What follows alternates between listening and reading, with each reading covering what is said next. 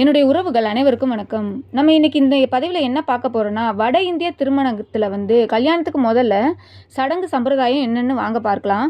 இப்போ தான் நம்ம சேனலை முதலாக பார்க்குறீங்கன்னா நம்ம சேனலை லைக் பண்ணிவிட்டு சப்ஸ்கிரைப் பண்ணிவிட்டு உங்கள் ஃப்ரெண்ட்ஸுக்கு ஷேர் பண்ணுங்கள். வாங்க வீடியோக்குள்ளே போகலாம்.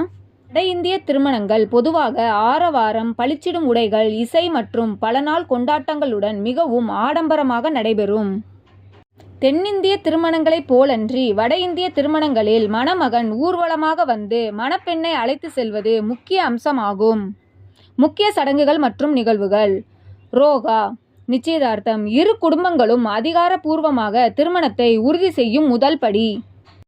மெகந்தி மணப்பெண்ணின் கைகள் மற்றும் கால்களில் மருதாணி இடும் விழா.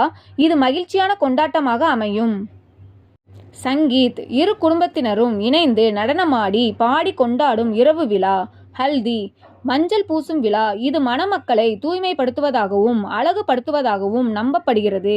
பராத் மணமகன் நண்பர்கள் மற்றும் உறவினர்களுடன் இசை மற்றும் நடனத்துடன் ஊர்வலமாக மணமகள் இருக்கும் இடத்திற்கு வருவது. ஜெய்மாலா மணமக்கள் இருவரும் மாலை மாற்றிக்கொள்ளும் நிகழ்வு. கன்யாதான் மணப்பெண்ணின் பெற்றோர் தங்கள் மகளை மணமகனுக்கு அளிக்கும் கன்யாதான். தொடர்ந்து புனித நெருப்பை சுற்றி 7 முறை வலம் வந்து சபதம் ஏற்கும் முக்கிய சடங்கு.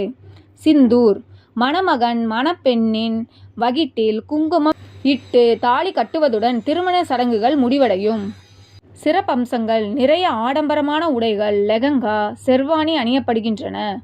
பல்வகை உணவுகள் மற்றும் விருந்து முக்கிய இடம் பெறுகிறது. திருமணம் பொதுவாக இரவில் நடைபெறுகிறது.